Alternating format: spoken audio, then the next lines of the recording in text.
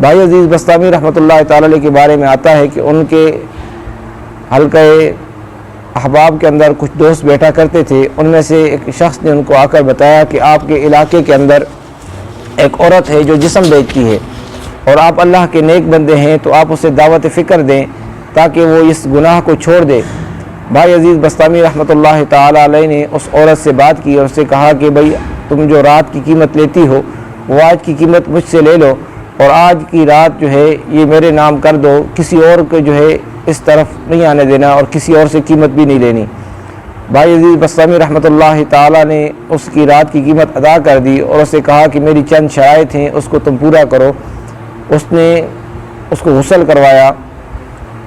اور وضو کروایا اور وضو کروانے کے بعد سے کہا کہ جو تمہارے پاس پاک لباس ہے اس پاک لباس کو پہن لو, اور کہا کہ جس طرح میں نماز ادا کرتا ہوں تم بھی اسی طرح سے نماز ادا کرو. تو آپ نے اسے نماز کے اندر کھڑا کر دیا, 2 نوافل آپ نے پڑھے,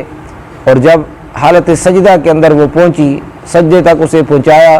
جب وہ سجدے تک پہنچی اور اس عورت نے اپنا سر سجدے کے اندر رکھا تو بھائی عزیز بسطامی رحمۃ اللہ تعالیٰ نے اپنے ہاتھ اللہ کی بارگاہ میں اٹھا دیے اور یہ دعا کی کہ یا الہ العالمین اس مقام تک لانا یہ میرا کام تھا, یہاں تک اسے میں لے آیا, میں نے اسے وضو کروایا, تیری بارگاہ میں مصلی پر کھڑا کروا دیا, رکوع کروایا, اب سجدے تک اسے میں نے پہنچا دیا, اب یہ سجدے کی حالت میں پہنچ چکی ہے. یا الہ العالمین اب تیری بارگاہ میں یہ دعا کرتا ہوں کہ تو چاہے تو اسے رد کر دے, لیکن اگر تو اسے رد کرے گا تو لوگ تیرے بندے کے متعلق یعنی بھائی یزید کے متعلق گفتگو کریں گے کہ آج کی رات اس نے اس فاحشہ کے ساتھ گزاری ہے, اور پھر وہ اس کی طرف آئیں گے نہیں, یہ دعاؤں کے لیے نہیں آئیں گے, نیکیوں کے لیے نہیں آئیں گے.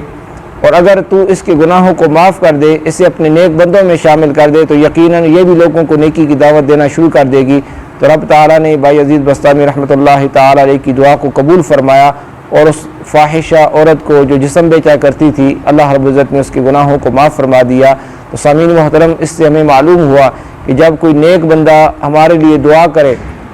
وہ اللہ کی بارگاہ میں مقبول ہو تو اس کی دعاؤں سے اللہ رب العزت گناہگاروں کی